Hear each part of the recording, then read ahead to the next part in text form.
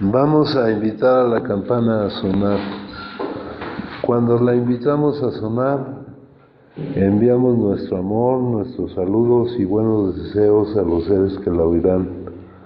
Deseamos que al escuchar la campana dejen de sufrir, que empiecen a practicar la respiración consciente, encuentren la energía de la paz y la alegría en ellos y sean capaces de transformar la energía de la ira, el sufrimiento y la desesperanza. Por eso invitar la campana a sonar y enviar su sonido para que la gente de nuestro alrededor pueda oírla es una acción sumamente compasiva. No podemos hacerlo sin poner todo nuestro corazón en ello. Con el cuerpo, la palabra y la mente en perfecta unidad, envío mi corazón con el sonido de esta campana. Que todos los que la escuchen despierten de su olvido y trasciendan el sendero de la ansiedad y el pesar. Escuchando la campana siento que las aflicciones que hay en mí empiezan a disolverse. Mi mente se serena y mi cuerpo se relaja. En mis labios nace una sonrisa. Siguiendo el sonido de la campana, regreso a la isla de la plena conciencia y al jardín de mi corazón, donde las flores de la paz florecen bellamente. Nos recuerdan que la base de utilizar la ayuda mutua entre las personas que padecemos este problema de salud es el compartimiento de experiencia, fortaleza y esperanza. Y ese compartimiento se empezó a dar de alguna manera y fue cuando se encontró una salida, una forma de mantener bajo control nuestra enfermedad. Se publicó en forma escrita ese compartimiento para poder tener un alcance mayor, y entonces debemos acudir a este compartimiento, aparte del compartimiento que hagamos acá, porque este compartimiento de aquí pues ya tiene una cierta estructura que nos guía mejor. Ya no es un compartimiento cualquiera donde todo está al azar, ya tiene una cierta estructura que nos guía mejor. Y ese compartimiento, compañeros, nos dicen aquí que lo debemos hacer para que ese compartimiento llegue a formar parte de nosotros mismos, o sea, que nos capacite. Acuérdense que el que comparte, nosotros compartimos experiencia, fortaleza y esperanza. Eso dice por ahí algo que trata de enunciar lo que hace esta comunidad en torno a un problema común. Compartimos experiencia en cuanto a lo que hemos vivido como consecuencia de la manifestación de la enfermedad. Compartimos experiencia en cuanto a lo que vamos encontrando en la forma de salir de esa situación de impotencia y mantener bajo control nuestra enfermedad, mantener el síntoma en remisión, lo cual no se puede hacer más que eliminando la causa para que no se manifieste el síntoma. Entonces nos dicen que tenemos que hacer ese compartimiento nuestro. Por ejemplo, yo estoy hablando y estoy compartiendo, pero los que me están escuchando están compartiendo, ¿no? Si alguien trae un pastel y lo reparte, el que trajo el pastel comparte con los demás, pero también los que toman del pastel también comparten el pastel que estamos compartiendo.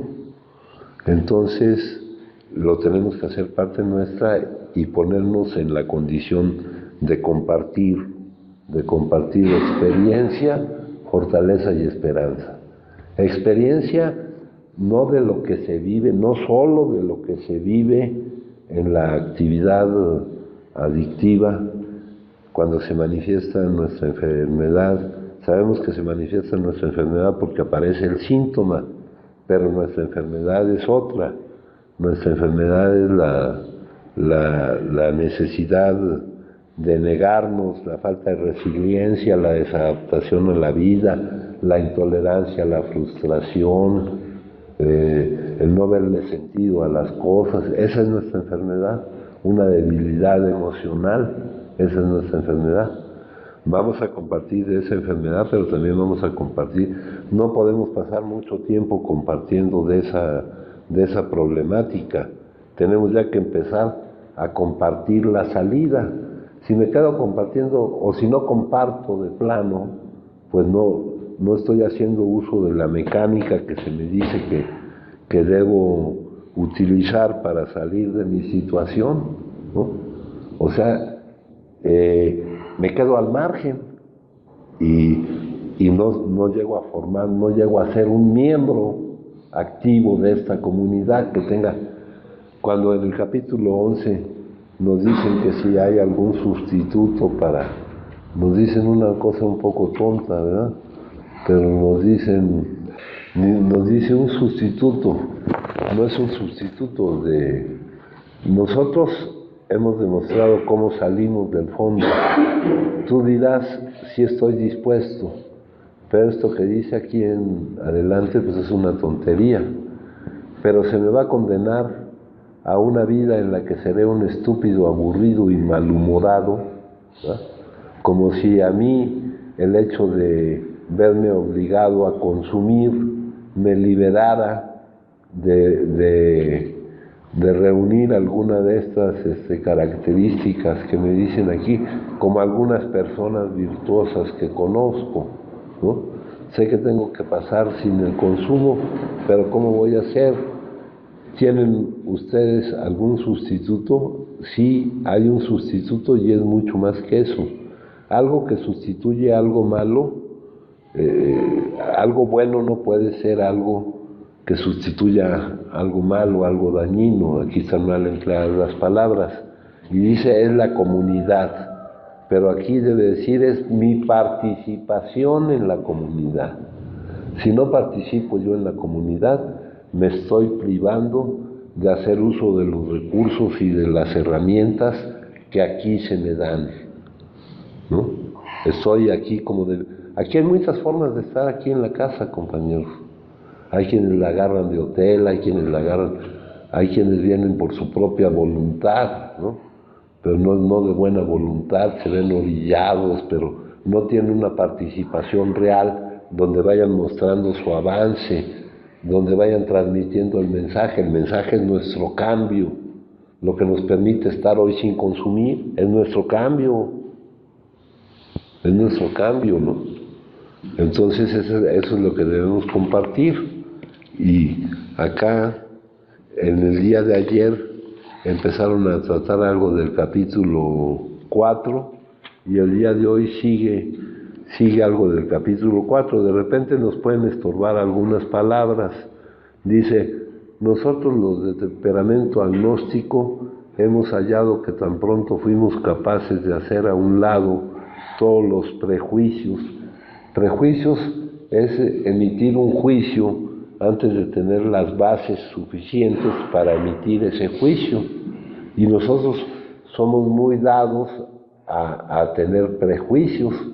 Aquí nos sentimos con la capacidad de hablar de cualquier cosa sin tener el conocimiento, no un conocimiento intelectual, sino un conocimiento vivencial de eso que estamos hablando. Yo me doy cuenta aquí cuando los escucho, todos son expertos en todo, ¿eh? Todos, si sale un tema, todos saben de ese tema. Y saber de algo no es fácil, compañeros, ¿no? Y no me estoy refiriendo a un conocimiento conceptual, sino a un conocimiento vivencial, ¿no? Entonces dice aquí,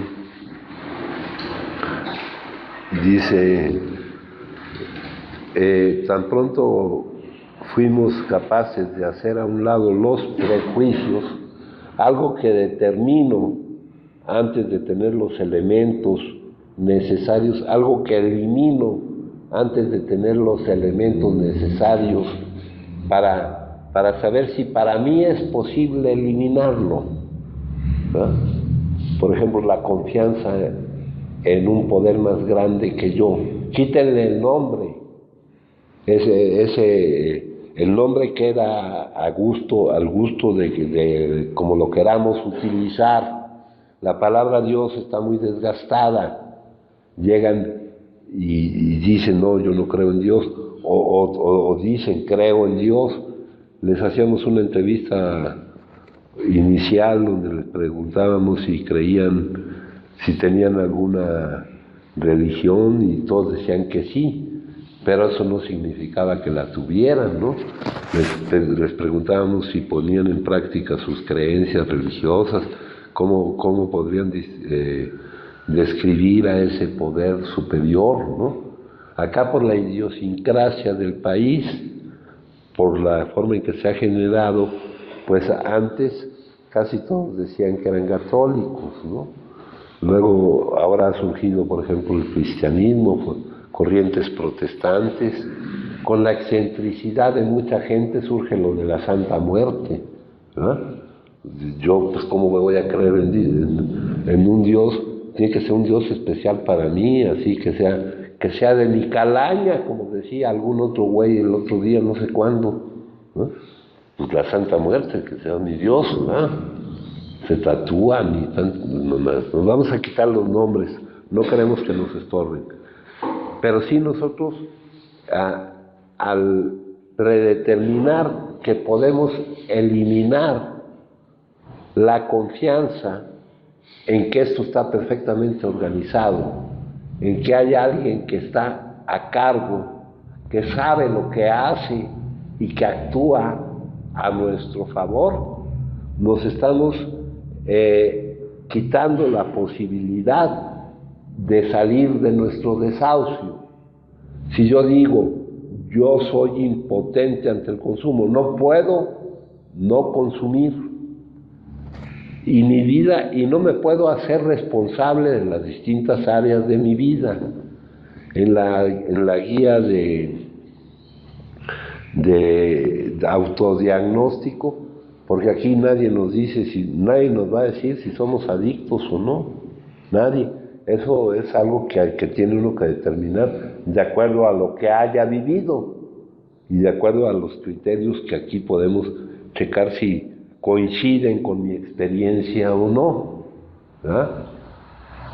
Porque ya les dije que no somos adictos porque consumimos, es al revés, consumimos porque somos adictos, no somos adictos porque consumimos, ¿no?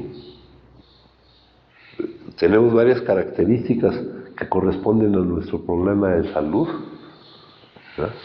Que el más vehemente deseo de dejar de consumir para un adicto resulta totalmente infructuoso.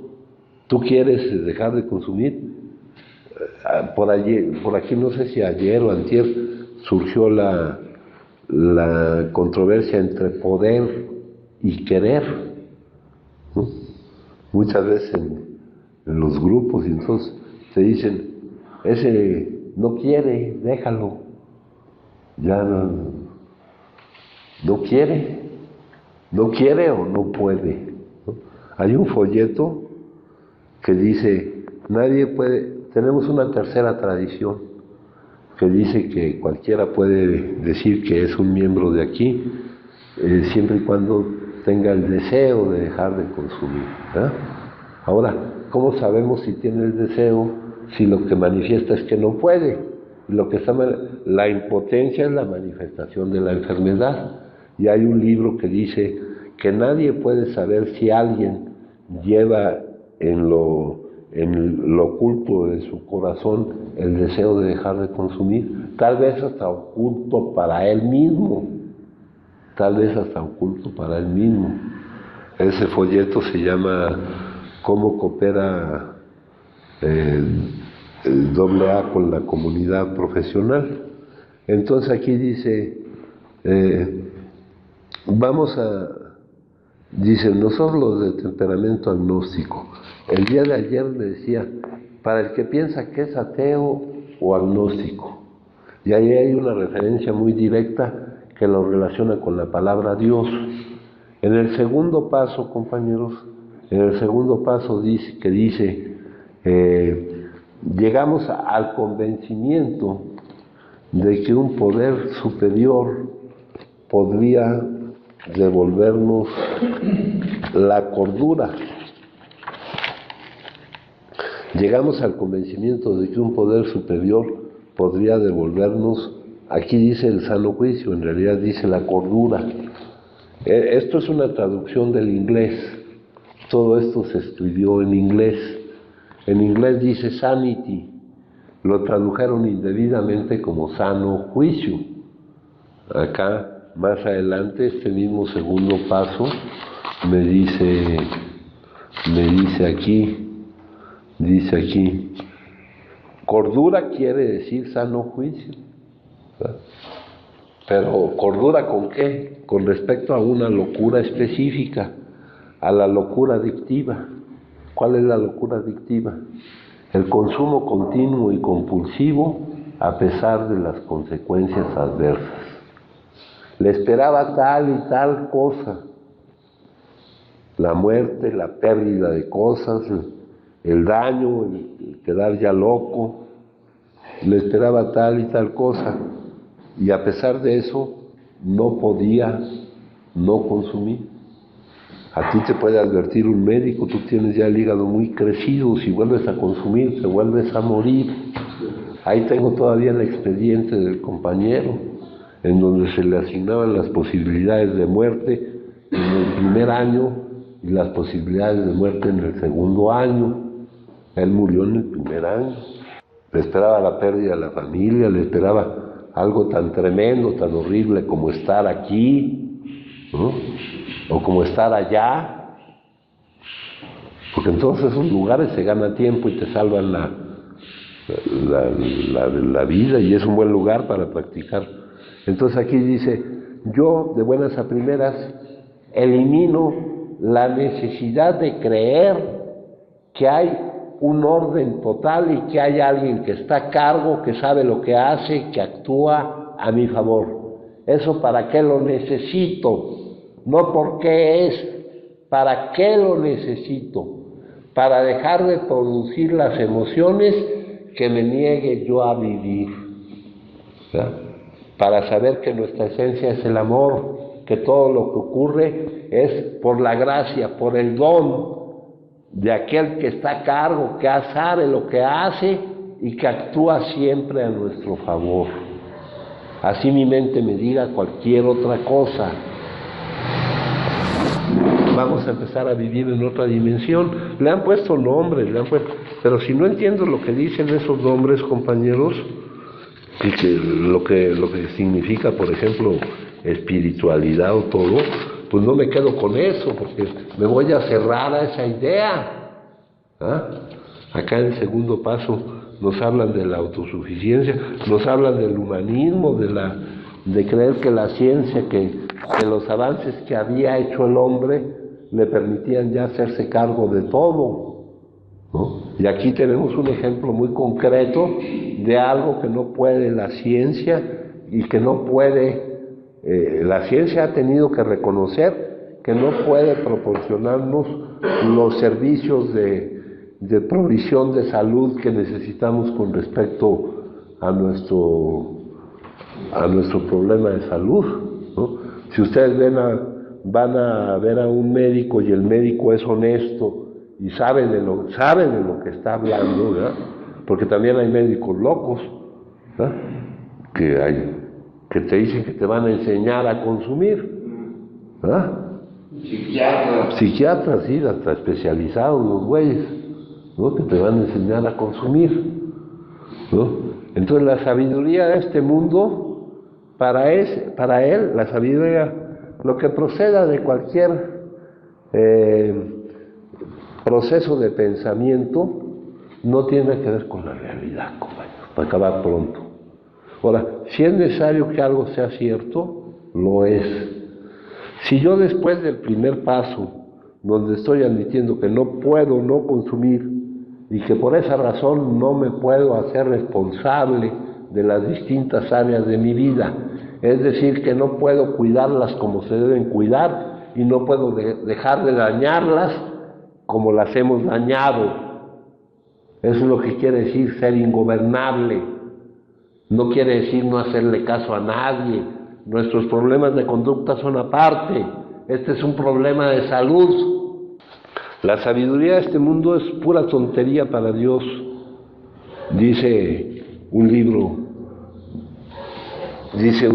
que le llaman la Biblia. Biblia quiere decir una colección de Biblias, de libros.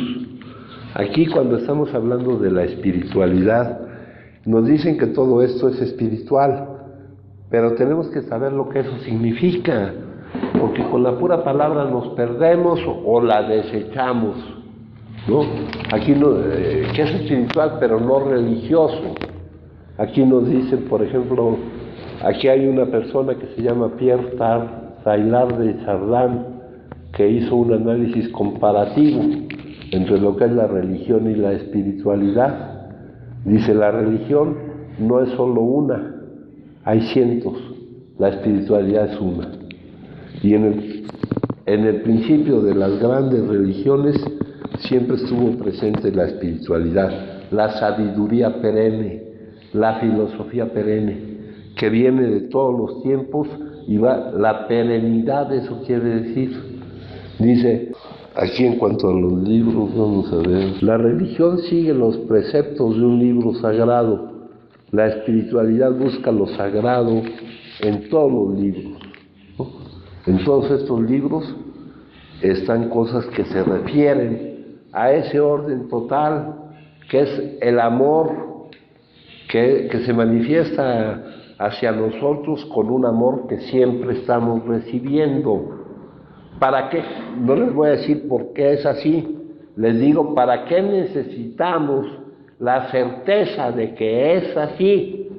Para dejar de producir las emociones que nos neguemos a vivir y que nos lleven a manejar esa necesidad de no vivirla como una necesidad primaria de supervivencia y disparen el mandato bioquímico de que hay que consumir para soportar la vida. Nosotros tenemos que corregir la percepción que tenemos de todos los contenidos de la vida. Aquí dice, ¿cuál es la sabiduría de esta vida? El movimiento del pensamiento y el significado que se define exclusivamente por el pensamiento. Ahora, nosotros, la capacidad de pensar, podemos pensar en una situación aislada o en un evento. No tenemos la capacidad de pensar. Acá en nuestra literatura lo manifiesta diciéndonos que estamos encerrados en una caja de espacio y tiempo, ¿no? Yo pienso sobre un evento que está aquí enfrente de mí y lo estoy aislando y no estoy tomando en cuenta que todos los hechos están interconectados, ¿eh? Entonces dice, pensar aísla una situación o evento y lo llama bueno o malo. ¿Y de qué depende cómo lo va a llamar? Si bueno o malo. Depende del condicionamiento que hay allá afuera, depende de la programación que traemos, que nos ha sido imbuida a todos hasta los huesos. Una programación que nos hace decir esto es bueno, cuando no tenemos la capacidad de decir si algo es bueno o malo. Eso ya se los ejemplifiqué muchas veces con el cuentito ese de buena suerte, mala suerte, quién sabe. Si algo que estás viviendo es bueno, tú no puedes tener la capacidad de decir si es bueno sin ver cómo está entrelazado y interconectado con todos los otros hechos que se vivirán, ¿no?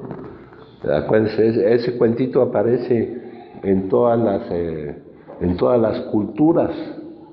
El que les cuento yo es el de un labrador chino que le roban un caballo, que unos le dicen qué malo, qué mala suerte, ¿no? Regresa el caballo con una manada de caballos, le dicen qué bueno, qué buena suerte.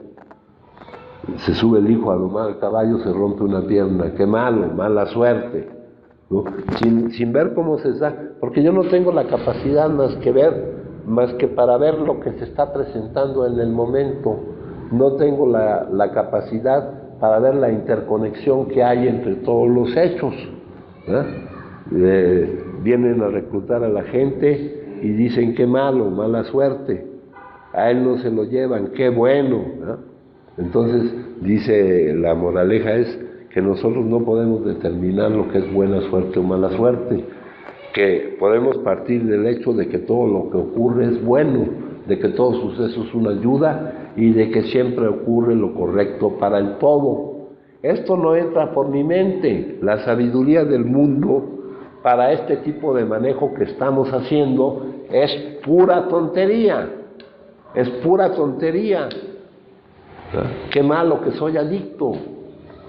Gracias a que yo soy adicto, ya que me vi con la necesidad de salir de esa situación, ahora tengo la forma de ver la vida como nunca la vi antes, de saber que no es algo que hay que soportar ni conquistar, de que yo no vengo a la vida a demostrar nada, sino a recibir el amor que constantemente se me da. Entonces, no me pregunten por qué, pregúntenme para qué.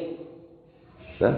Si no, creo que hay un poder más grande que yo, que me puede devolver la cordura, y ese podría, es un verbo en tiempo condicional, donde la condición no la está poniendo él, donde la condición es que yo la acepte, porque él está en la disposición de devolverme la cordura, y la cordura no es no consumir de nuevo la primera dosis para echar a andar otra vez el ciclo ese que pintado aquí se ve como un diagrama, pero que vivido le llaman aquí la tortura de la actividad adictiva.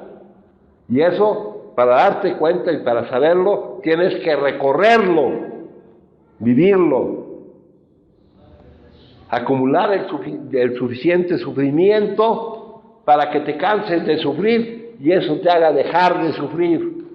¿Es imprescindible el sufrimiento? Sí, para que te des cuenta que no es necesario. ¿Y cuando te das cuenta que no es necesario? Cuando ya no puedes seguir sufriendo. Entonces no me pregunten por qué, sino para qué. Este programa es un programa pragmático. Entre sus bases se utilizó un libro que escribió William James, que se llama Las variedades de la experiencia religiosa.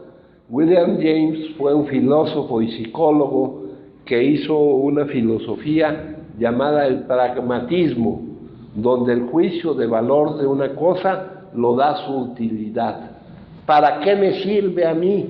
Yo necesito eso, porque si no se acaba el juego, ¿verdad? La cosa es que la plataforma de salida en la que se encuentra un adicto cuando empieza a buscar la salida de su situación es el desahucio. Yo no puedo no consumir, que es la presencia del síntoma de una enfermedad terminal, incurable. Entonces, si me quedo con eso, pues ya, ¿qué puedo hacer? Seguir hasta el amargo fin, borrando lo mejor que se pueda de la conciencia el espantoso dolor de vivir eso, ¿eh? Llegará el momento en que no puedo concebir la vida ni con consumo ni sin consumo, ¿no? Y eso se vive, cabrones. Si no lo han vivido, pues tal vez necesiten vivirlo, ¿verdad? Entonces, no es por qué, es para qué necesito yo tener la plena certeza de que solo por su amor, solo por su gracia, solo por la manifestación en lo que se relaciona ese todo que está a cargo, que sabe lo que hace y que actúa siempre a nuestro favor, ¿no?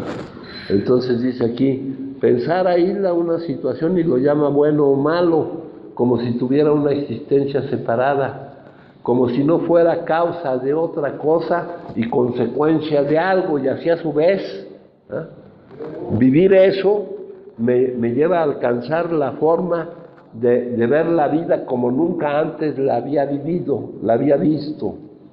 ¿Verdad? Entonces eso es lo que vengo yo a hacer aquí, a dejar de consumir. Es un paso que se da por ahí. Pero yo vengo aquí a alcanzar la manera de ver la vida como algo bueno, como lo que es, a corregir la perspectiva que yo tenía de eso. Entonces ya no me pregunten por qué, pregúntenme para qué. Dice aquí, pensar aísla una situación y lo llama bueno o malo como si tuviera una existencia separada. Ya hay una interconexión de todo lo que vivimos, compañeros. A través de la excesiva confianza en el pensamiento, la realidad se vuelve fragmentada.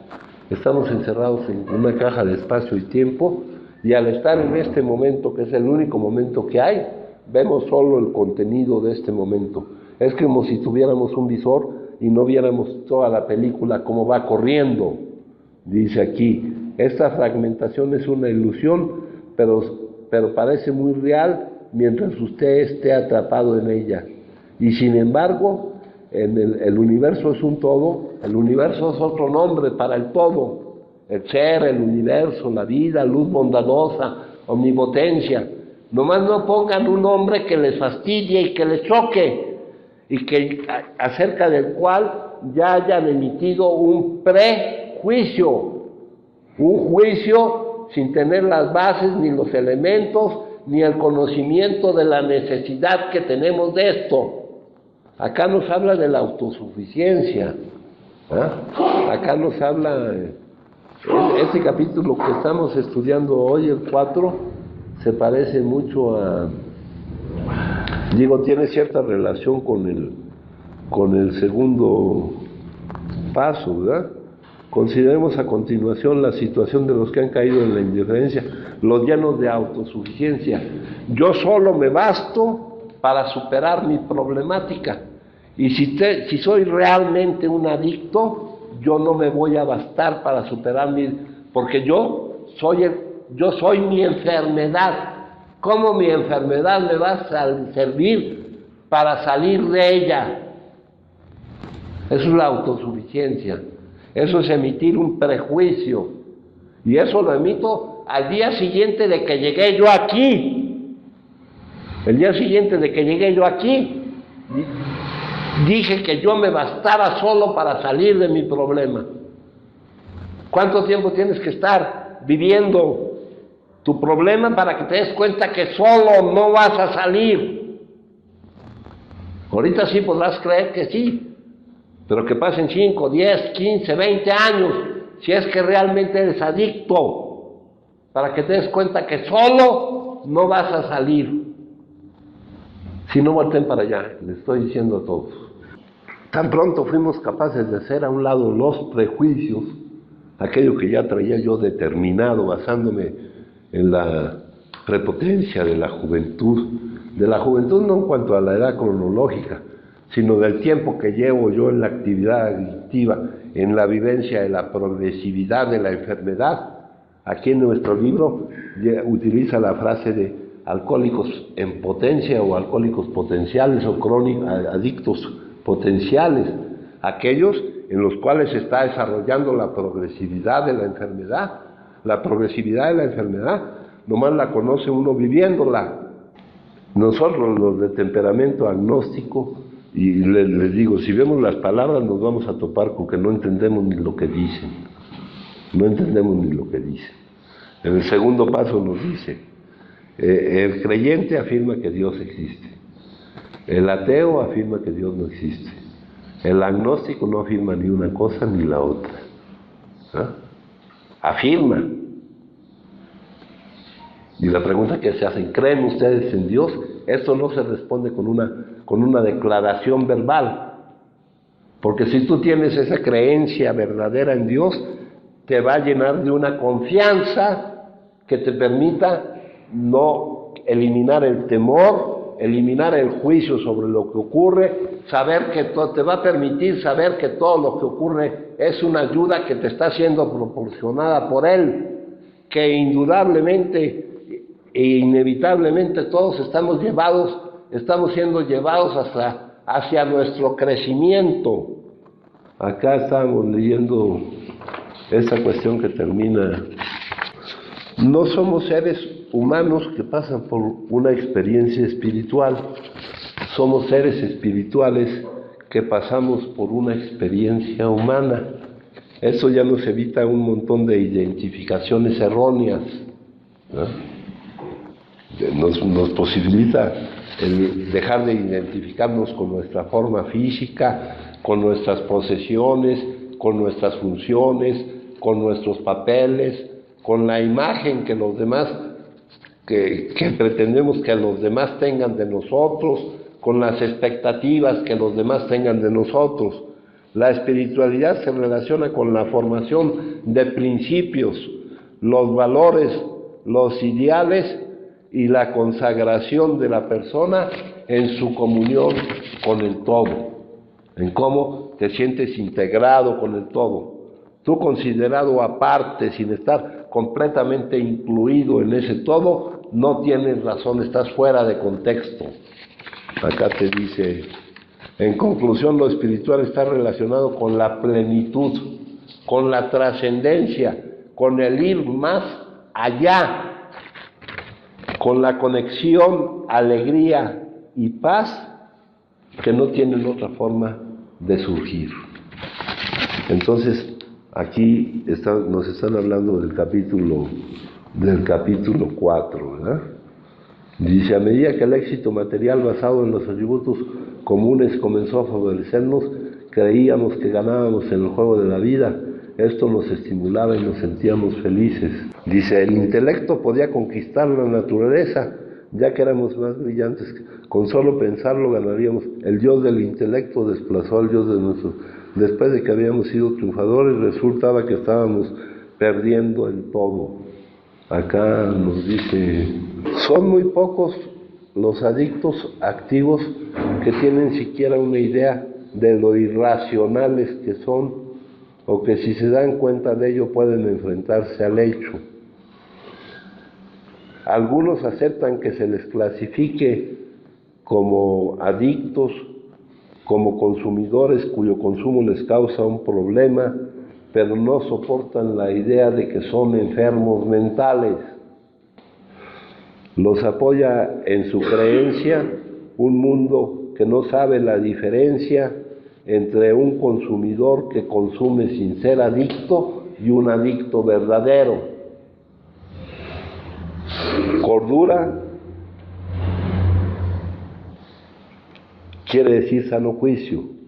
Cuando nos ponen en acá, llegamos al convencimiento de que un poder más grande que nosotros podría devolvernos el sano juicio, es devolvernos la cordura respecto a una locura específica, la locura de consumir de nuevo la primera. Consumir de nuevo la primera es meterse otra vez en ese ciclo que no sabemos. Ayer estaba por aquí algún compañero que dijo que él empezaba y no sabía.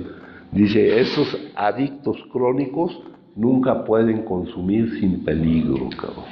Puedes matar a alguien te puede matar, o puedes irte a un centro de rehabilitación donde llegue alguien y te mate. ¿Sí? Hace poquito en un centro de rehabilitación llegaron y mataron a unos que estaban ahí. Aquí dice a lo que llegó el humanismo, ¿no? Que el progreso que pudiéramos alcanzar a través de nuestro pensamiento podría resolver cualquier situación. Y aquí ya nos encontramos con una situación que no se puede resolver. Lo reconocen los médicos. Dice el doctor Silworth: no estábamos preparados para aplicar ciertos poderes del bien que no encajaban en nuestros conocimientos sintéticos, ¿verdad? Que no encajaban en lo que les enseñaban en la escuela. Lo dice el doctor Young respecto a las excepciones que hay con respecto a la situación de un adicto crónico. Le preguntan: ¿no hay ninguna excepción? Sí, las ha habido aquí y allá de vez en cuando. Son fenómenos por lo raro que es, ¿verdad? son de la naturaleza de enormes desplazamientos y reajustes emocionales, desechadas las ideas, emociones, actitudes. Yo he manejado este tipo de arreglos con otro tipo de enfermos mentales, pero nunca he tenido éxito con un enfermo mental de sus características, ¿no? Y acá está la ayuda mutua, el testimonio de que entre nosotros están implícitos ciertos poderes del bien que están trabajando en pro de que podamos salir de nuestra situación. No importa el nombre que le pongan, quítense los prejuicios, dejen de creer que saben algo de algo. Entre más crean que saben algo de algo, menos posibilidades hay de que entre el conocimiento verdadero, el conocimiento vivencial, que es el que necesitamos. Entonces aquí dice en el 18 de agosto, dice, comenzamos, en cuanto empezamos a hacer a un lado los prejuicios, todo aquello que ya traíamos determinado, que era como yo decía, para creer, pero no en un sentido de tal vez o quién sabe, sino para confiar con certeza, plenamente en un poder más grande que nosotros, comenzamos a obtener los resultados, ¿no? El pragmatismo, el juicio de valor de algo lo da para qué me sirve, no por qué es. Vamos a suponer que yo les estuviera diciendo puras cosas que no son ciertas. ¿Para qué me sirve creer que son ciertas? Pues para mantener bajo control mi problema de salud. Me es indispensable. Si es necesario que algo sea cierto, lo es. Ese es un principio de inferencia religiosa. Dice aquí, aun cuando era imposible para cualquiera de nosotros definir o comprender completamente a ese poder, qué es, cómo es, eso no lo necesitas.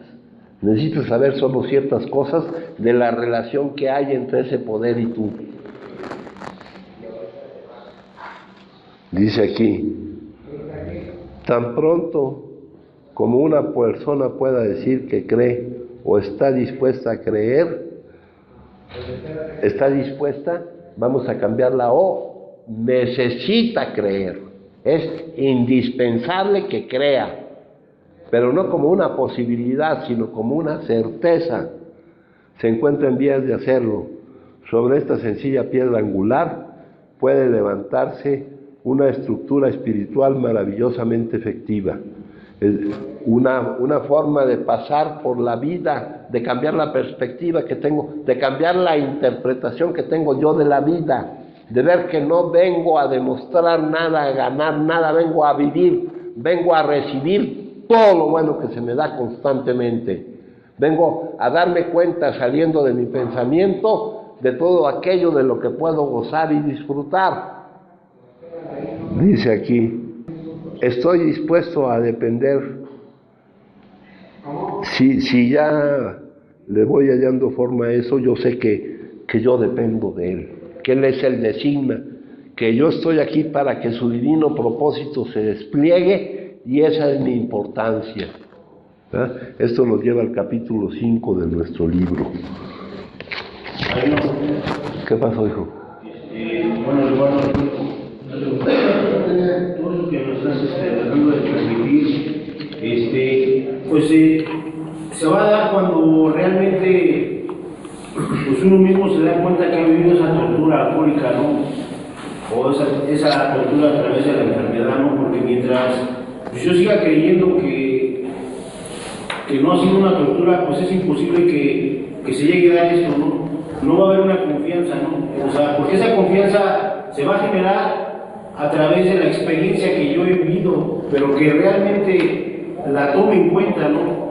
Esa tortura que es lo que me va a lograr poder tener esa confianza cuando deje de identificarme con los papeles o soltando esos apegos que me van a impedir ver esa necesidad que yo tengo, ¿no? Porque mientras suelte eso, pues yo no voy a tener que quedar bien con nadie, ni para nadie, sino simplemente conmigo mismo, ¿no? Ver que yo padezco de una enfermedad, que mi necesidad es depender de eso, ¿no? Yo ya no tengo que ver por qué, o quién, o cómo, sino para qué me va a servir a mí. Darte cuenta de cuál es la verdadera realidad, salirte de lo que no es real, mijo, ¿no? Y sí, lamentablemente esto, pues lo tienes que vivir. Por eso, en el primer paso dice, en los primeros tiempos de AA, son los casos más desesperados y esos aún con dificultades se aferraban a estos principios. Afortunadamente ahora ya no es así. Personas que aún conservan su salud, su familia y eso, pueden acudir a esto. Yo eso lo pongo mucho en duda, ¿no? Por la propia experiencia que tengo yo, por la propia experiencia. Por eso vemos que esto es una puerta revolvente, donde entramos y salimos, donde nos vamos quedando, donde vemos que sencillamente por la falta de vivencia de esa tortura, de padecer la enfermedad, pues va a ser muy, muy difícil que la gente deje de creer, que deje de negar que la sabiduría del mundo es pura tontería. Deje de creer que saben. Es más, que haya esa necesidad que los empuje a comportarse de otra manera, a dejar de estar muertos, a empezar a estar vivos, en contacto con la vida.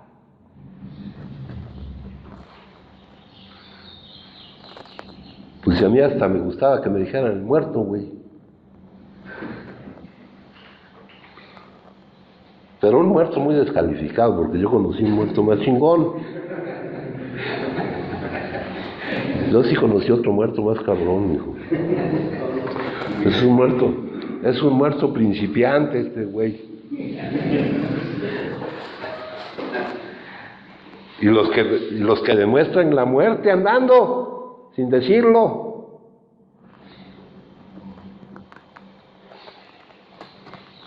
Bueno, entonces aquí dicen, está en vías de hacerlo. Sobre esta sencilla piedra angular puede levantarse una estructura que me permita cambiar la perspectiva que tengo, la interpretación que tengo yo de la vida, la desadaptación que tengo yo de la vida, que me permita salir de esa sensación de separación que es la locura colectiva. Dice, estoy dispuesto, necesito creer, y si necesito creer, llegamos aquí al quinto paso, al quinto capítulo, que dice, no es el quinto capítulo.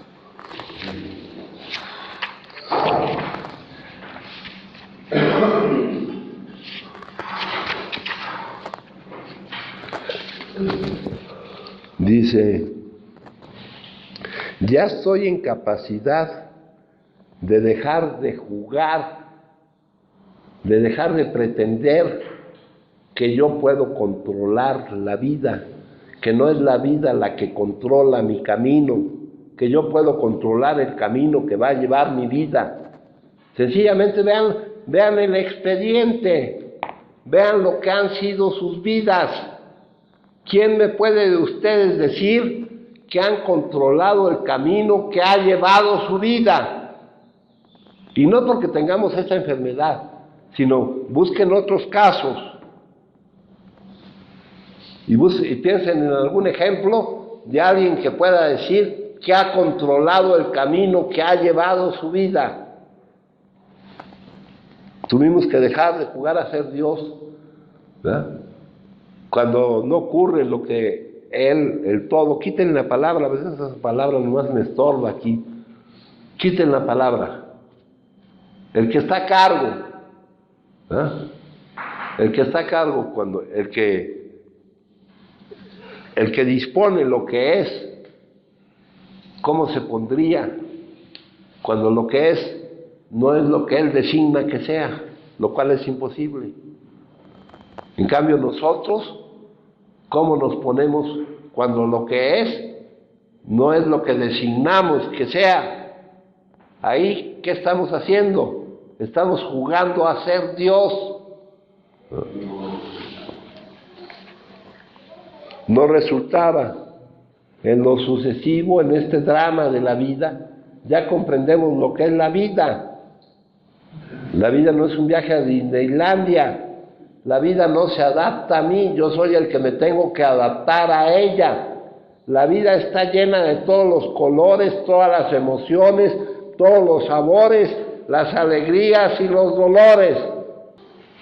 Él es el que dirige lo que vivo. Él es el jefe. Él es el que nos utiliza para que actuemos. Él es el Padre, nosotros sus hijos. Son puras cuestiones metafóricas. La mayoría de las buenas ideas son sencillas y este concepto fue la piedra clave del nuevo arco triunfal por el que pasamos a la libertad, por el que ya no dependemos de lo que ocurra o de lo que no ocurra, y ya sabemos que somos los responsables de nuestro estado emocional. No es por cómo se comporten otros, ni por cómo se comportaron, ni por cómo se van a comportar. Los que nos tenemos que hacer responsables de nuestro estado emocional somos nosotros. A esa clase de libertad es a la que se refiere. Esa libertad nadie te la puede quitar. Y es la libertad que ninguno de nosotros tenemos. Cuando asumimos sinceramente esta actitud, toda clase de cosas admirables sucedieron. Tenemos a alguien que designa un nuevo patrón. No piensen en su patrón, por favor. Mi patrón. Son metáforas, pero si ustedes no salen de la metáfora, pues quién sabe en quién van a pensar. Siendo todopoderoso, Él lo podía todo. Él proveía todo lo que necesitábamos si nos manteníamos cerca de Él. Si sabíamos que éramos una manifestación de Él y desempeñábamos bien su trabajo. ¿Cuál es el trabajo que nos encarga Él? Es el trabajo con los demás. Empezamos a interesarnos cada vez menos en nosotros mismos. Estamos combatiendo la autoobsesión en nuestros planes y proyectos. ¿Qué es lo que es la vida? Aquello que ocurre mientras tú haces planes, güey. Nos interesamos cada vez más en darnos cuenta de qué era con lo que podíamos contribuir. ¿En dónde está el aspecto práctico de esto? El aspecto práctico de esto, en beneficio de nosotros, es que lo que recibamos depende de aquello con lo que contribuyamos.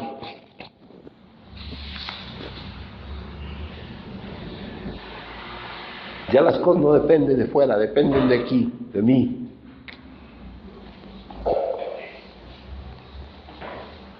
¿Y cuál fue el resultado de esto? Sentimos afluir un poder nuevo, gozamos de tranquilidad mental. La carencia de esa tranquilidad mental, la falta de ese poder, era nuestra enfermedad.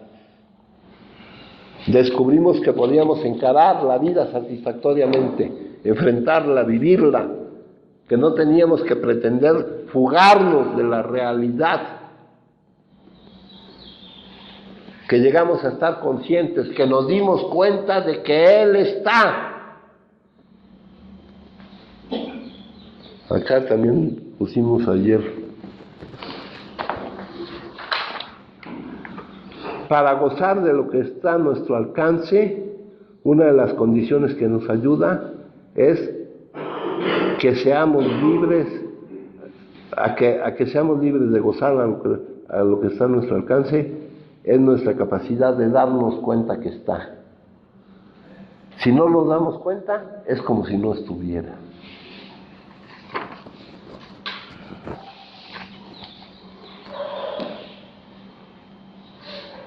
Entonces, ¿qué otras consecuencias hubo? Perdimos el temor al hoy, al mañana o al futuro. Renacimos. ¿Qué quiere decir renacimos? Ya somos otros. Ya tuvimos, en el capítulo 2 nos dice cuál es la solución. Es un cambio revolucionario, un cambio grande, un cambio gigantesco hacia la vida, hacia el todo de Él, hacia mis semejantes, hacia la perspectiva que me hacía sentir como una necesidad primaria de supervivencia el no vivir determinadas emociones. Renacimos. Para las personas con un yo dividido, ¿no?, que no pueden hacer lo que saben que es conveniente para ellos y para los demás, y que no pueden dejar de hacer lo que saben que no es conveniente para ellos y para los demás, tienen que empezar de nuevo, tienen que cambiar, tienen que ser otros. ¿Cómo se quita nuestra enfermedad si nuestra enfermedad somos nosotros? Teniendo ese cambio gigantesco. Entonces estamos viendo que esto es el capítulo 4, ahorita seguimos un poco con el capítulo 4. Antes de esto, esta es la parte que checa, que es como una verificación de cómo va mi proceso de cambio que es el tratamiento de la enfermedad. Estoy dispuesto, necesito, ¿verdad? La mayor disposición a algo lo da la necesidad. No que te pregunten si quieres o si no quieres. ¿Necesitas? Ahí sí no te vas a poder negar. Necesito depender de ese poder. Necesito aceptar que yo dependo de Él. Y que es magnífico que yo dependa de Él, porque si yo dependiera de mí, estaría en un grave peligro. Eso es la verificación. Ahora la parte terapéutica. Buscamos la presencia, buscamos su presencia del todo, del que está a cargo, del que actúa a nuestro favor. Aquí ponen un nombre, si quieren quítenlo, porque hay gente aquí muy quisquillosa, todo le estorba. Y aquellos que buscan encontrarán. No se trata de buscar una cabal conciencia interior del Espíritu Divino para comprobar su presencia. Hay que entregarse a su voluntad, tanto en las pequeñas como en las grandes cosas. Esto posibilita su dirección. Ciertas cosas nos separan de Él. Una palabra falsa, un fracaso ocasionado por el miedo, una crítica dura, un resentimiento tenaz. Estas son las cosas que ponen distancia entre mi mente, ¿verdad?, que no me va a decir nunca la verdad, y Él, que es la verdad. Una palabra de amor, una reconciliación desinteresada, un acto amable de ayuda. Estas son las cosas que me aproximan a Él.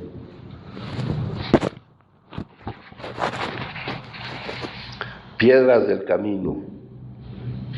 Estoy aquí, no hay distancia que me separe.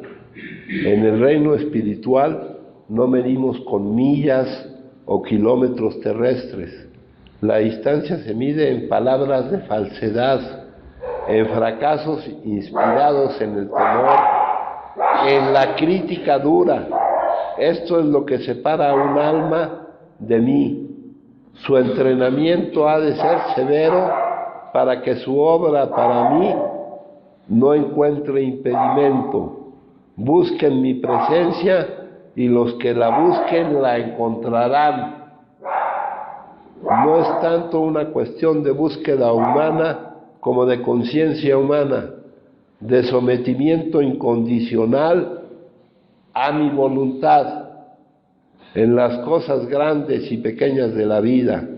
Esto es lo que posibilita que yo los guíe.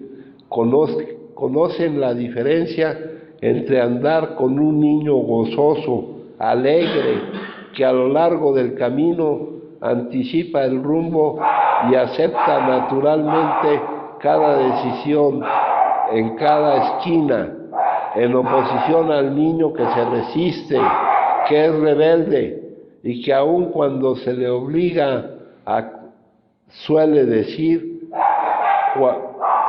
cuando se ha calmado, sí quiero ir contigo, no puedo quedarme solo, pero odio este camino.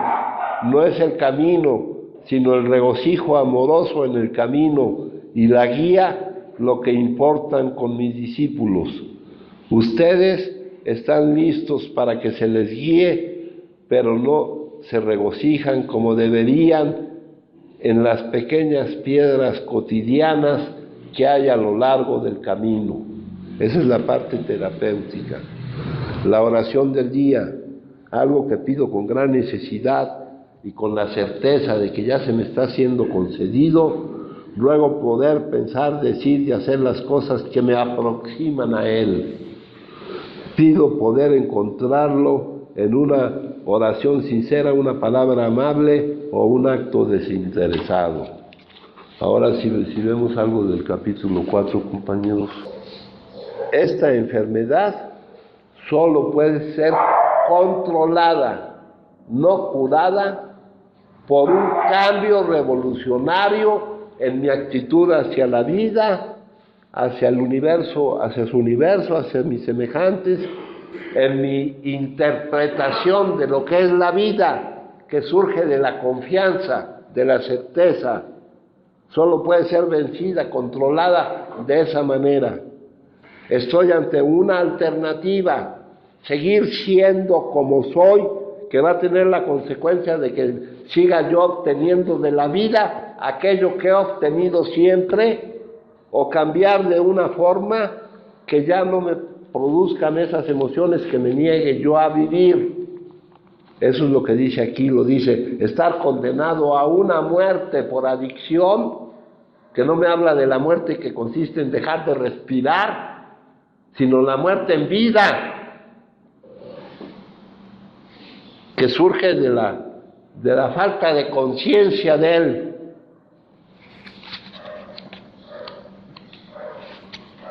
Un cambio que nos permita no producir las emociones que inconscientemente nos neguemos a vivir. Tenemos que encontrar una base, una forma diferente de interpretar y de percibir la vida. La vida para cada uno de nosotros es una percepción, una interpretación que se aleja de todos los condicionamientos, de que venimos a ganar, a no perder, que sepa que siempre estamos ganando, que todo lo que ocurre es lo correcto y que cada suceso es una ayuda proporcionada por el que está a cargo, sabe lo que hace y actúa a nuestro favor. No es un mero código de moral, una regla de lo que se debe o no debe hacer, o una mejor filosofía de la vida, lo que necesitamos. Dice, podíamos desear ser morales, podíamos desear ser confortados, pero el poder necesario no estaba ahí, el poder para vivir. Teníamos que encontrar un poder por el cual pudiéramos vivir. Teníamos que encontrarlo, o seguir así como estamos.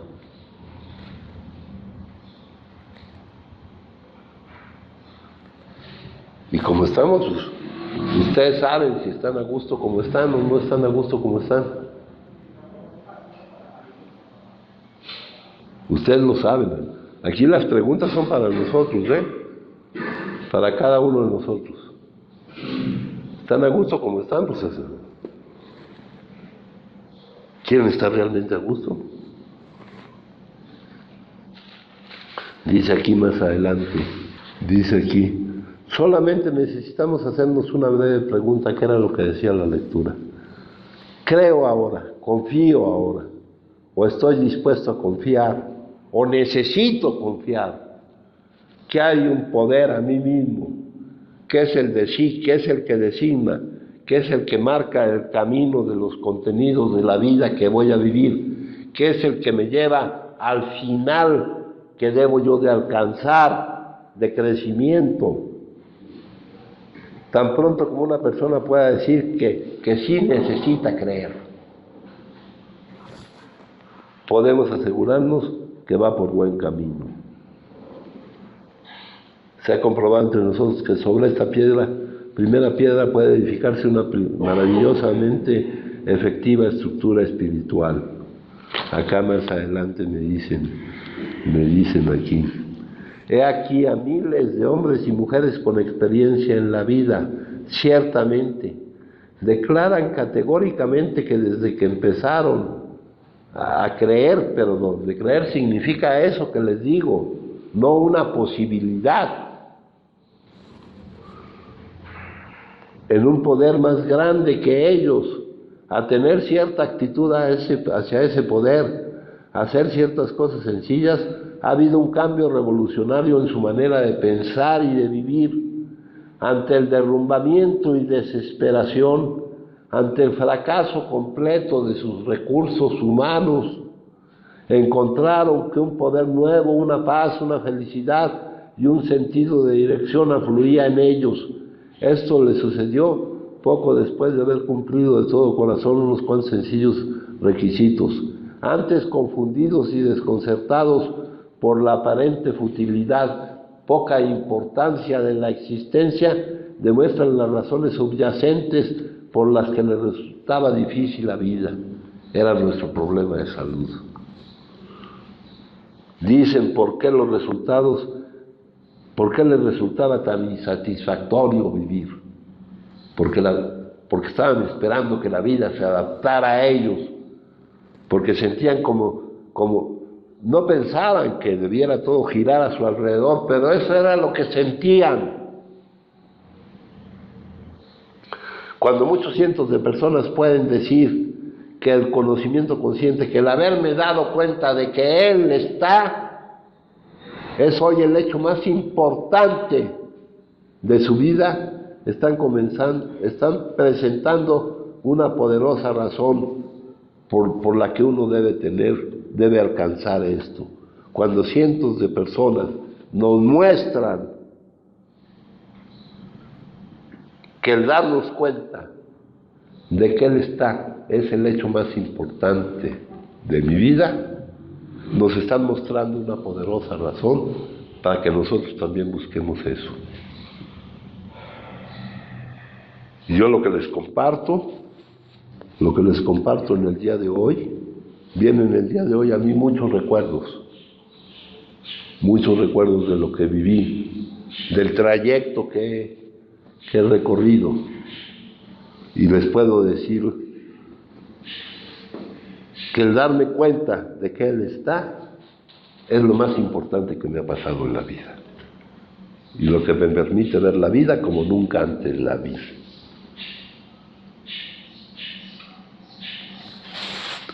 Luego dice acá, vamos a pasarnos hacia dice: en realidad nos estábamos engañando a nosotros. En lo más profundo de cada hombre, mujer y niño está la idea fundamental de Dios.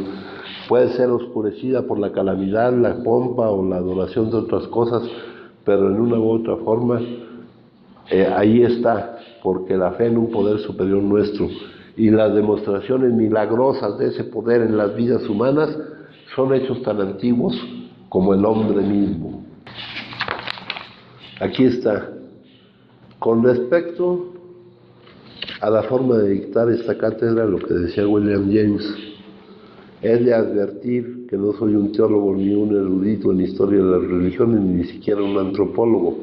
La psicología es la única rama del saber en que estoy especializado, y para un psicólogo las tendencias religiosas del hombre deben de ser como mínimo tan interesantes como cualquiera de los distintos hechos que forman parte de su estructura mental. Ya la llevamos aquí, el anhelo de lo divino. No estaremos completos hasta haber satisfecho eso. Es el metamotivo de la vida. Acá dice: ¿qué es esto sino un milagro en cuanto a mi problema de salud? Aquí le ponen recuperación, ponemos control de la enfermedad, porque no está el causa, porque no está la causa, porque no está la enfermedad, no solo porque no está el síntoma, porque podrá no estar el síntoma, pero seguirá ahí la enfermedad. Sin embargo, sus elementos son sencillos. Las circunstancias, lo que he vivido, hicieron que estuviera dispuesto, que necesitara yo confiar, creer, todo esto que les estoy diciendo, humildemente se ofreció a su hacedor y entonces supo, tuvo la certeza.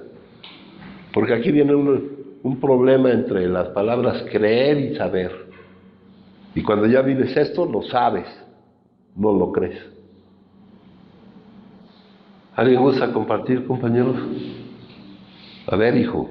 Nada más en eso último, donde dice la literatura, humildemente se ofreció a su creador. O sea, de acuerdo a la verdad, supo que estaba aquí para que su divino propósito se despliegue y esa es la importancia. Esa verdad no llegó de la noche a la mañana. No, ¿qué fue lo que? Las circunstancias hicieron que necesitara creer. No es por qué les estoy diciendo que crean. Les estoy diciendo para qué necesitan creer que es así. Vamos a suponer que todo lo que les he dicho es mentira. Más les conviene creer que es verdad. Porque aunque si creen que es mentira, se van a seguir. Van a seguir teniendo que soportar la vida. Bueno, pues eso es aprovechando que hoy es Día de Muertos, hijo.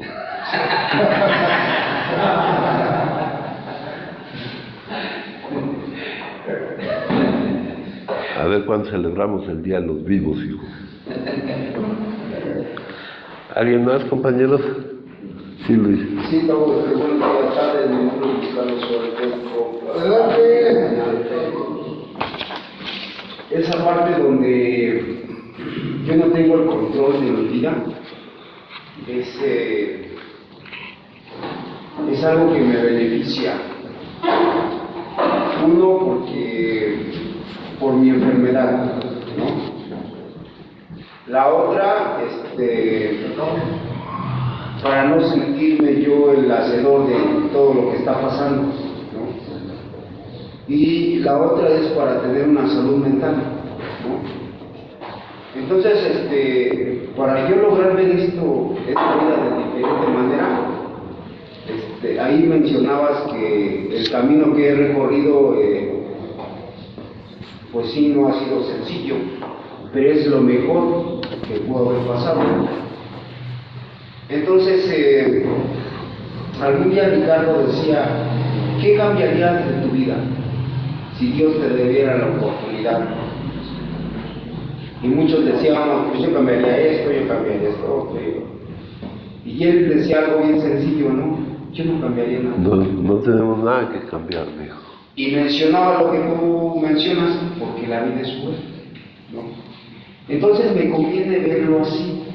Ese es un beneficio bien grande para mí. No solo me conviene, me es imprescindible verlo así. Y aparte esa es la realidad. Llegar al juicio de que la vida es mala es una equivocación. Sí, porque ahora que Y hay mucha gente que sin experimentar esa necesidad puede seguir percibiendo que la vida es mala. Tendrá sus problemas con eso, pero no tendrá el problema que tenemos nosotros. Y nosotros tenemos, ¿para qué fue bueno todo esto? Pues para vernos forzados a ver que la vida es buena, güey. Cambiar los parámetros, cambiar toda la estructura de cómo percibimos las cosas, para darnos cuenta de su presencia y de que todo lo que recibimos es su amor, ¿no? Y de que fue bueno. Es cuando no los que se suben a la tribuna y dicen soy adicto gracias a Dios, ¿no? Sino los que lo viven. Porque es una de las puertas de entrada a la verdad, hijo. A la verdad de las cosas. Lo que nos permite deshacernos de los condicionamientos y entregarnos a la vida. La vida no es cuestión de control, es cuestión de equilibrio, por ahí, ¿no? ¿Es cuestión de qué? Equilibrio. Hay que desechar la idea de que nosotros controlamos. Hay que aceptar que la vida es la que nos controla, la vida es la que nos vive. Ya se los he dicho. La vida es la bailarina y nosotros somos el baile. Esa parte del equilibrio también se puede referir a donde dice que estamos desadaptados de, ¿no? Porque creo yo que no alcanzamos a tener ese equilibrio. No, esa parte viene en otro libro. Pero estar desadaptado de la vida equivale, vamos a tomar su equivalencia, a estar esperando que la vida se adapte a ti. Y para eso te vas al número 1 de Komolov. Para eso te vas al número... ¿Qué es querer tomar el control? Sí, no, es imposible. El que tiene el control es otro. Teníamos un nuevo patrón, dice ahí. Es el que... Tú estás aquí para que su divino propósito se despliegue y esa es tu importancia, güey. Trata de dejar de buscar tu importancia en otra cosa. No puedes tener más importancia que contribuir al despliegue de lo que Él designa. Y aquí, en el número 1 de Como lo ve Bill, dice, con frecuencia se ha dicho respecto a lo que hacemos aquí, que lo único que nos interesa es que dejemos de consumir, ni madres. Dice, tenemos sí que dejar de consumir un ratito mientras empezamos a hablar ya, a pensar y a analizar y a vivir todo esto, para permanecer sin consumir, para permanecer vivos. Pero cualquiera que conozca la forma de ser, la forma en que vive la vida un adicto, por medio del trato personal, sabe que ningún adicto verdadero deja de consumir permanentemente, que es lo que ya buscamos, que esa remisión temprana sea sostenida, pero ya sea permanente, ya no queremos caer otra vez, a menos que experimente un profundo cambio en cómo vive la vida. Dice, creíamos que las condiciones, que las circunstancias, que los contenidos de la vida nos impulsaban, nos obligaban a consumir para demostrarle a la vida con quién chingados se estaba metiendo. Y cuando tratamos de corregir esas condiciones, cuando tratamos de poner de determinar cuáles eran los contenidos de la vida que íbamos a vivir y no pudimos hacerlo a nuestra satisfacción, aumentó nuestra forma de consumir, se hizo incontrolable y se manifestó que somos adictos. Nunca se nos ocurrió pensar que teníamos que cambiar nosotros para hacer frente a las circunstancias, cualesquiera que esas fueran. Para encarar la vida, aquí dice, descubrimos que podíamos encarar la vida satisfactoriamente, darle la cara a la vida, que ya no tenías que huir de ella, o pretender que se puede huir de ella. Ya no estábamos en plena fuga de la realidad, ya nos estaba manifestando esa franca deficiencia mental. Te hago una pregunta. Sí, mijo. Dentro de la adaptación hacia la vida, ¿hay dolor para que yo pueda adaptarme? No, hay más dolor en no adaptarte. Pero dentro de este intercambio, para adaptarme, hay dolor. No, tú debes de ir experimentando, hijo, que durante ese proceso de cambio, ese como tú llamas, hijo, no haya dolor, sino que lo que vas viviendo sea gratificante. Esa es la aceptación, padrino. Que lo que vas viviendo sea gratificante, porque si no va a volver a operar la ley de la gravedad del dolor. Y si para ti es doloroso lo que estás viviendo sin consumir, ¿verdad?, vas a volver a consumir. Oye, padrino, pero ahí en esa parte que estás tocando ahorita, si lo que estás viviendo es doloroso, ahí es donde creo yo que es donde entra lo que tú dices, esa parte donde lo veo como un dolor para la parte del crecimiento, lo que dijo Buda, el sufrimiento es ese crecimiento, no es necesario, es necesario, y dentro del sufrimiento, pues por lógica hay dolor. pero si le doy un enfoque de crecimiento, no puede operar la gravedad del dolor. Hay dos tipos de dolor, mijo. El dolor físico no puede ser, pero el dolor psicológico no tiene por qué ser. Es imprescindible el sufrimiento, nos dice aquí. Es imprescindible hasta que te des cuenta de que no es necesario. Y te das cuenta de esta manera. Sí, Leo. Bueno, entonces yo ahorita, si sigue habiendo dolor, es porque no estoy trabajando esto, estoy siguiendo poniéndole etiqueta al contenido. Sí. Porque Sí. entonces al practicar eso no va a haber dolor. Sí, no va a haber dolor porque va a haber una aceptación sí, de lo que estoy viviendo. Ya no etiquetas los contenidos. Que eso es lo que se trata de llegar que llegue, allá no, ya dejar de ponerle etiquetas a los contenidos. Sí, estamos en el paraíso. El hombre es el único animal que se expulsa solo del paraíso por haber comido del fruto del árbol del conocimiento, por creer que puede decir lo que es bueno y lo que es malo. Eso Cuando todo es bueno. no es posible. ¿Eh? No es posible. ¿No es posible qué? No es posible que el ser humano pueda determinar, porque aunque lo vea malo, no es malo. No. Todo es crecimiento y es bueno.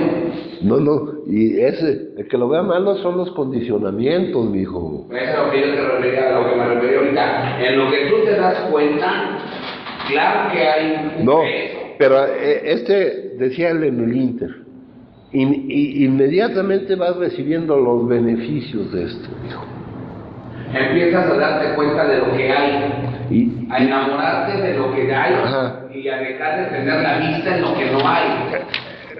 Entonces lo que surge es la gratitud. ¿En dónde pones tu atención? No, dime la verdad, güey. Muchas veces. Dime la verdad. Dígame la verdad. ¿En dónde pones su atención? Acá tenemos otra lectura importantísima. Por eso te hablo yo de ese equilibrio. No, ¿en dónde ponemos la atención? Dice aquí, dice, ¿durante cuánto tiempo? Poner este trabajo en nuestro cambio en primer lugar. Prioridad, lo prioritario, la primacía, es esto. Pero eso es difícil sostenerlo. Nos empieza a jalar el condicionamiento y eso lo podemos, si tenemos la vista atenta, lo podemos ver, cabrón. Lo podemos ver como la gente demuestra que su atención no está en lo que está, sino en lo que no está. Y va otra vez en pos de aquello que no está, sin la capacidad de estar consciente de lo que está, sin la gratitud con respecto a lo que está. Sin saber que alcanzando primero esto, el reino de los cielos, hijo, este estado de conciencia, lo demás viene por añadidura y no depende de ti, se va dando. Pero nosotros tenemos dentro de nuestros muchos tipos de egoísmo, tenemos la impaciencia, que es el egoísmo con respecto al tiempo.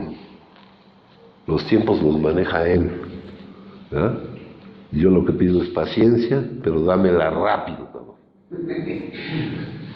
No, y aparte de eso, piensa y cree uno que puede determinar lo que va a suceder, ¿no? O sea, independientemente de ser impaciente, digo porque a mí me sucede, de ser impaciente, empiezo a fabricar ideas donde todavía no estoy en el lugar, estoy ya en un destiempo y estoy pensando que va a suceder tal o cual cosa, cuando ni siquiera me puedo dar cuenta de que no pues de que ni siquiera estoy en ese momento y mi cabeza me empieza a determinar ahorita quiero que para allá va a suceder esto y aquello y esto y mañana también esto y te pierdes el momento en el que estás. ¿Qué es la vida? Lo que pasa mientras que yo hago planes. Ajá. Pues tú sigues haciendo planes, güey, te vas a Sé lo que ya no quiero. Te vas a perder de la vida. Lo que veíamos ahorita, la necesidad, la disposición, ¿no? Las circunstancias hicieron que estuviera dispuesto. Dice aquí, comienza por admitir que no puedes curarte solo. Tienes que afirmar por completo tu impotencia para permitir que Él te sane. Pero en verdad no es cuestión de ahora y después. Tu predisposición a sentir tu impotencia ya implica el comienzo de la entrega a su acción en ti. Cuando no puedes experimentar en ti nada de la presencia sanadora de Él, el reconocimiento de tu impotencia resulta demasiado amenazante. Es como saltar desde una tierra alta sin una red que te reciba. Tu predisposición a liberarte de tu deseo de controlar tu vida revela una cierta confianza que debe de ir aumentando hasta ser una confianza absoluta en que no eres tú el que controla tu vida. Cuanto más renuncies a tu obstinada necesidad de conservar el poder de controlar tu vida, más te contactarás con aquel que tiene el poder de sanarte y guiarte. Y cuanto más te contactes con ese poder, más fácil será confesarte a ti mismo y a los demás tu impotencia. Una manera en que sigues aferrándote a un poder imaginario es esperar algo de las gratificaciones exteriores o de los eventos futuros. Ya vimos que la definición general de adicción es buscar la felicidad fuera de uno, las gratificaciones exteriores, no las gratificaciones de lo que está dentro de ti, o de los eventos futuros. Cuando ya llegue eso ya voy a estar bien. Mientras te escapes del lugar en que estás, y lugar es metafórico, del lugar, de la situación, de lo que estás viviendo, y te distraigas, no estés completamente entregado a lo que estás, a cómo están las cosas, no estés con una aceptación completa de cómo está todo, no podrás dejarte sanar por completo. Una semilla solo fructifica si permanece en la tierra, en la situación, en el lugar, en lo que estás viviendo, en que fue sembrada, mientras estés permanentemente desenterrándola, queriéndote salir de la situación, queriéndote adelantar por tus propios pasos hacia lo que cambia, hacia el cambio de eso, para ver si está creciendo, nunca dará frutos. Piensa en ti como una pequeña semilla plantada en un suelo rico. Todo lo que tienes que hacer es quedarte en la situación es la que va cambiando. Quedarte ahí, confiar que el suelo, en donde estás, contiene todo lo que necesitas para crecer. Este crecimiento tiene lugar aunque no lo sientas. Tranquilízate, reconoce tu impotencia y confía en que un día sabrás cuánto has recibido. Padrino, por eso es de lo que es vivir en el presente, ¿no? Estar en el presente, que va relacionado con la publicación que pusiste ayer, ¿no? Que si no estoy en lo que está ahorita, pues no estoy viviendo la vida, ¿no? Sí, el único momento en que tenemos contacto con la vida es en el presente. Si vives en el pasado o en el futuro, hay gente que no vive. Y hay mucha gente que está o en el pasado o en el futuro, güey. Y de esa forma no vive. Y se dice fácil, pero es muy doloroso. Sí. Experimentarlo y verlo en los demás. Sí, Luis. Hoy te estaba escuchando lo de los tipos de dolor. No, por ejemplo, yo como ser humano, por ejemplo, ahorita lo voy a hablar como lo siento, ¿no? El dolor que causa como ser humano la separación de Carla, ¿no? Eso es un tipo de dolor, yo siento que es natural, no lo busca mi mente, no, ese llega, no, pero sí puedo hacer acto de lo que he habilitado, ¿no? Como el poder de la hora, como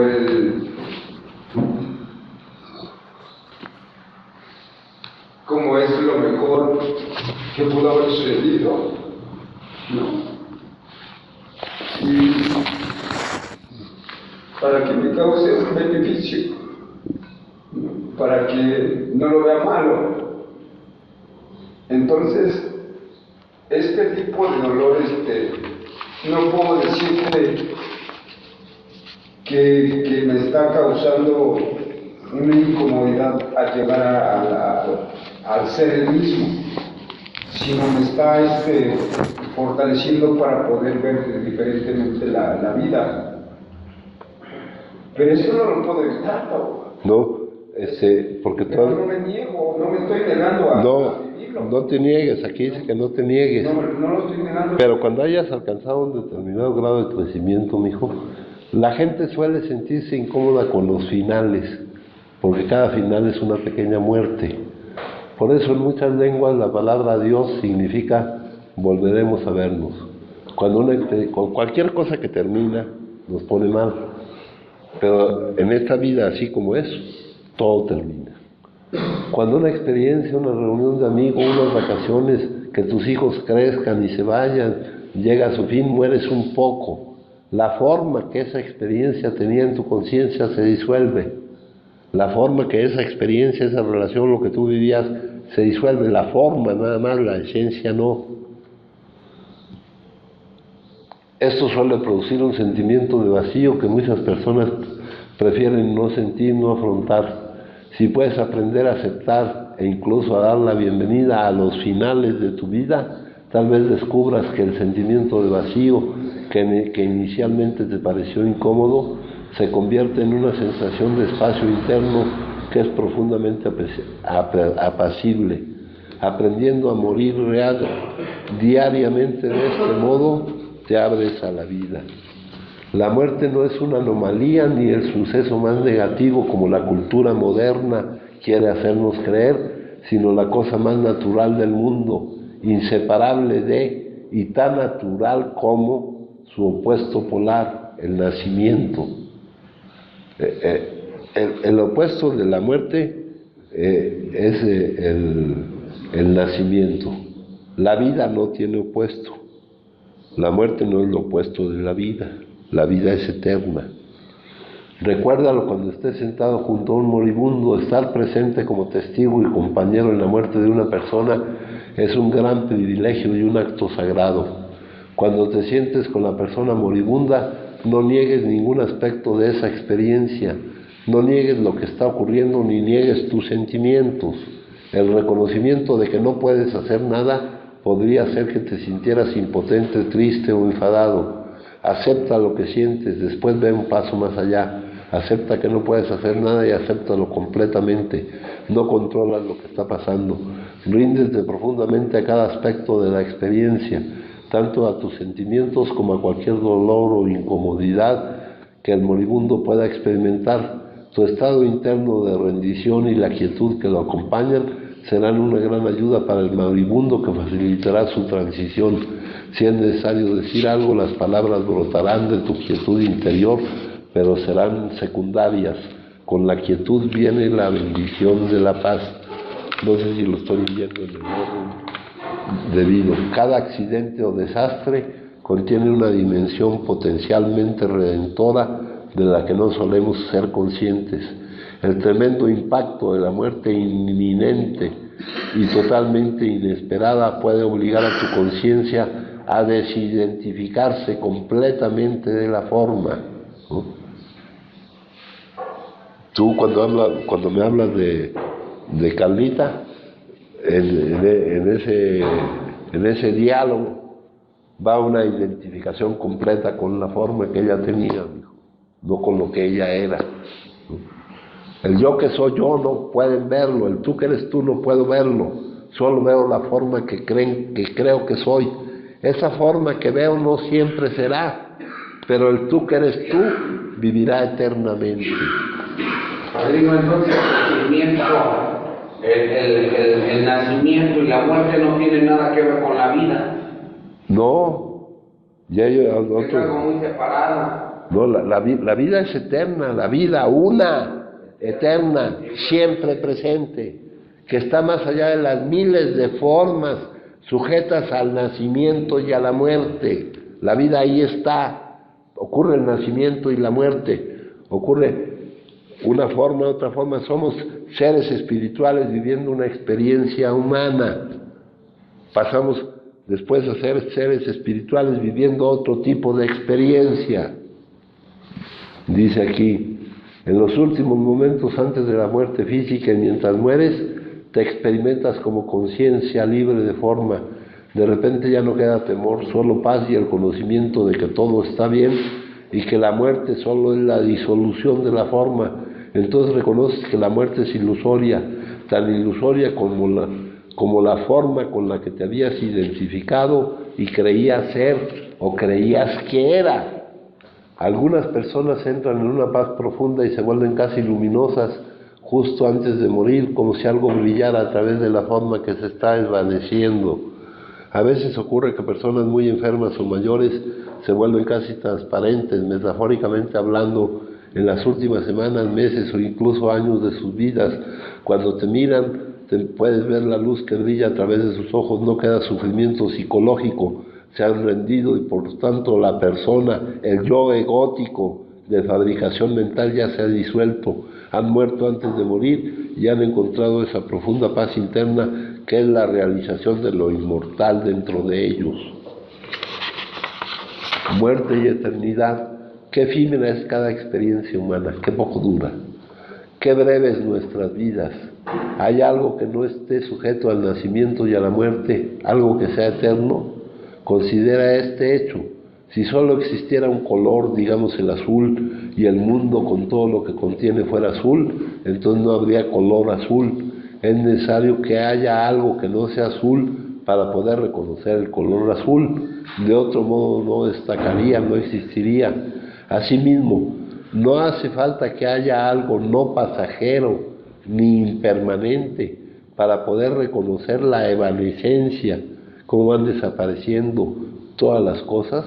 En otras palabras, si todo, incluyéndote a ti mismo, fuera impermanente, ¿llegarías a darte cuenta de ello?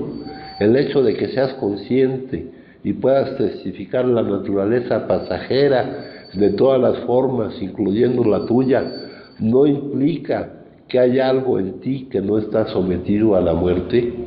A los 20 años eres consciente de tener un cuerpo fuerte y vigoroso. 60 años después eres consciente de tener un cuerpo envejecido y débil. Es posible que tu forma de pensar también haya cambiado desde que tenías 20 años, pero la conciencia que sabe que tu cuerpo es joven o viejo, o que tu forma de pensar no es la misma, no ha cambiado. Esa conciencia es lo eterno en ti, la conciencia misma, es la vida una sin forma. ¿Puedes perderla? No, porque eres ella. La mayoría de las personas sienten que su identidad, su sentido del yo, es algo increíblemente precioso que no quieren perder. Por eso tienen tanto miedo a la muerte. Parece inimaginable y pavoroso que el yo con el que te identificas pudiera dejar de existir, pero confundes ese precioso yo con tu nombre y tu forma y con la historia asociada a él. Ese yo no es más que una formación temporal en el campo de conciencia. Mientras solo conozcas la identidad vinculada a la forma, no serás consciente de que esa preciosidad es tu propia esencia, tu sentido yo soy con mayúscula más interno, que es la conciencia misma, es lo eterno en ti y eso es lo único que no puedes perder.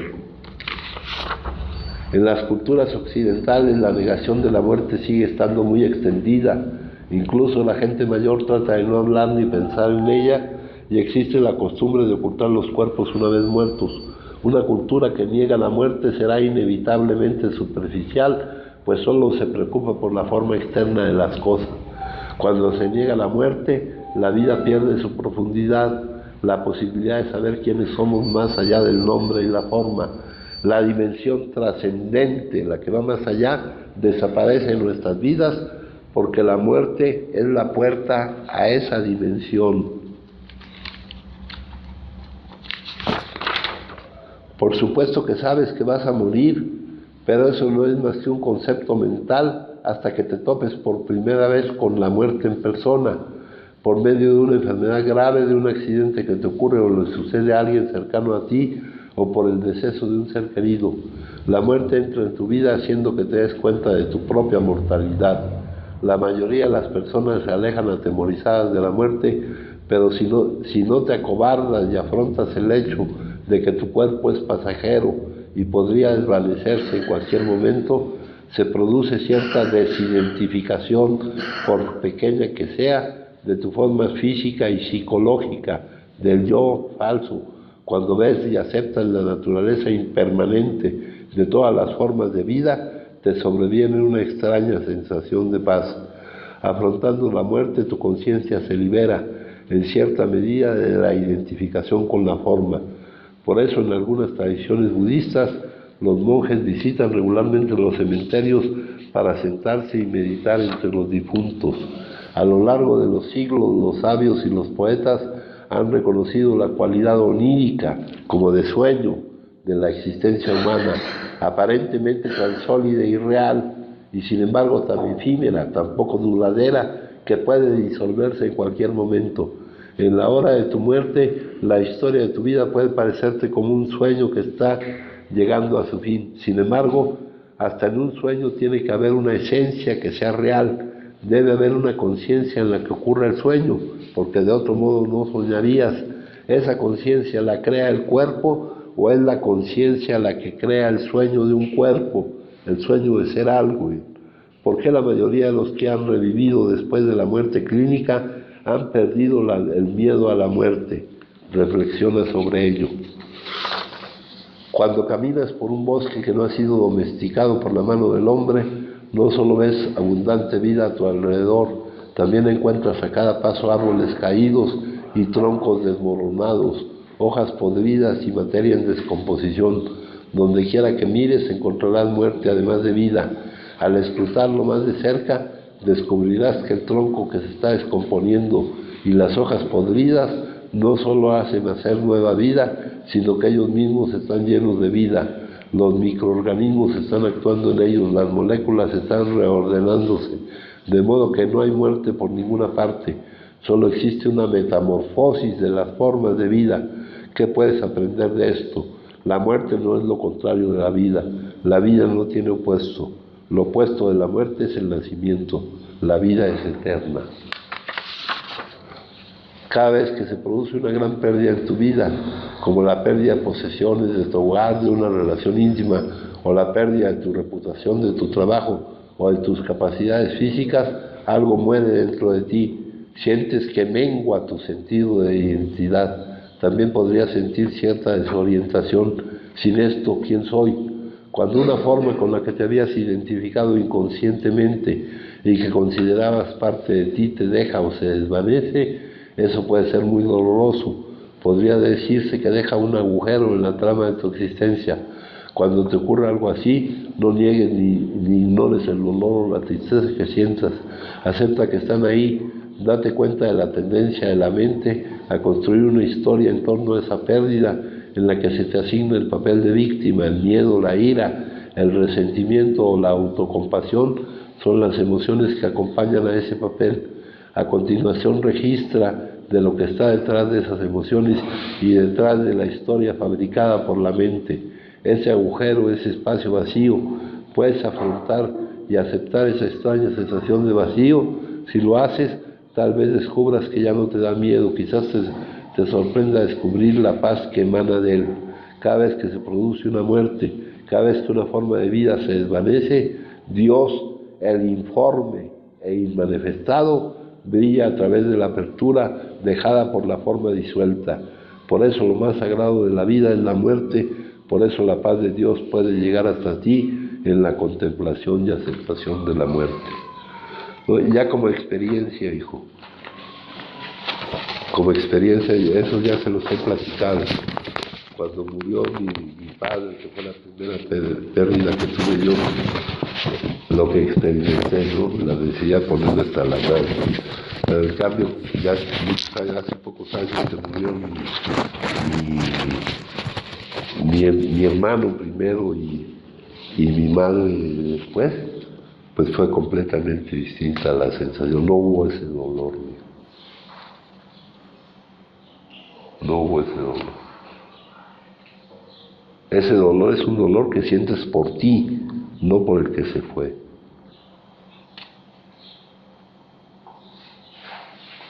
No porque se fue en cuanto a forma, porque no se ha ido a ningún lado.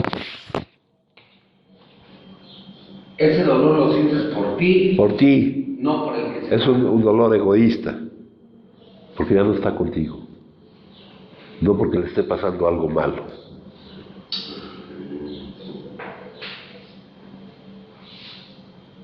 Padrino, ¿ese dolor se puede generar por culpa?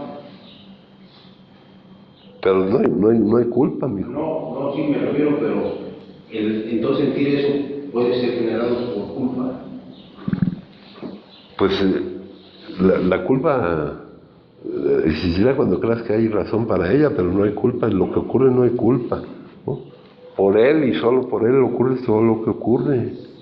Pero sí se pueden mezclar varios diferentes trastornos, ¿no? Y diferentes tipos de programación se pueden mezclar cuando sucede algo así, ¿no? Por la programación de cómo ven la muerte o cómo Puesto ven que, la muerte en el mundo. puesto que nuestra esencia es el amor, ni a la muerte hay que temer. Eso es a donde nos toca a nosotros. Pero, por ejemplo, yo pongo el ejemplo de que si no está esto, si no está esto y no se trabaja en esto, en verdad que afecta, pero No, pues la otra parte. estarías hasta la madre, es más, ahorita.